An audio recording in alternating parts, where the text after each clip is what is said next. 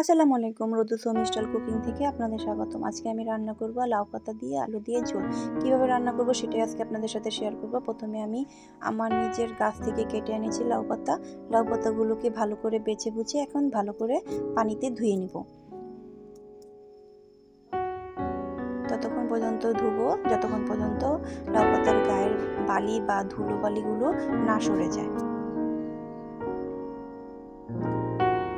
আমি বারে বারে পানি দিয়ে পরিষ্কার করে নিচ্ছি। লাস্ট বারের মতো পাতিলে পানি নিয়ে আমি লাউ পাতাগুলো ধুয়ে নিলাম। এখন আমি কাটা আলুগুলো ভালো করে ধুয়ে নিব। আমি ফ্রাই প্যান বসিয়ে দিয়েছি চুলায়। এখন আমি পানিটা গরম হতে দিব। ঢাকনাটা তুলে এখন আমি আলুগুলো কেটে রাখা এবং ধুয়ে রাখা আলুগুলো দিয়ে দিব। সামান্য হলুদ দিয়ে দিব, মরিচগুলো সামান্য দিয়ে দিব, যার যার পরিমাণ অনুযায়ী লবণ দিয়ে দিবেন স্বাদ মতো। এখন এগুলো সিদ্ধ হওয়ার জন্য ঢেকে দিব। সিদ্ধ হয়ে আসলে ডাল ঘুটনি দিয়ে এগুলো ভেঙে দিতে হবে। আলুগুলোকে ভেঙে দিতে হবে। ঘুটনা দিয়ে ভালো করে নেড়ে দিতে হবে।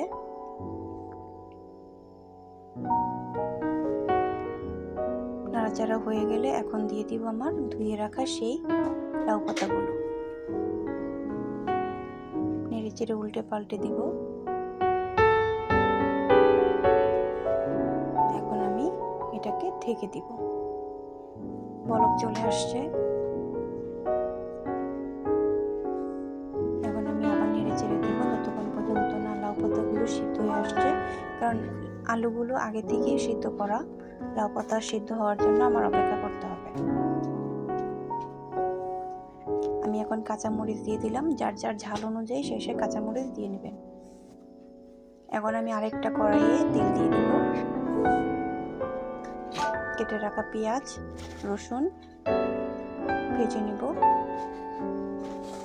পেঁয়াজ আর রসুনকে বাদামি রঙের করে ভাজতে হবে। ভাজা হয়ে গেলে দিয়ে দিব কিছু জিরা দিয়ে ভালো করে ভেজে নিতে হবে। এরপরে বাগার দেওয়ার আগে আমি আমাদের সেই শাক দিয়ে দিব লাউ পাতার ঝোলে। বলক আসলে দিয়ে দিব এখন বাগার। নেড়ে মিশিয়ে নিব ভাজা পেঁয়াজগুলোকে লাউ পাতার সাথে।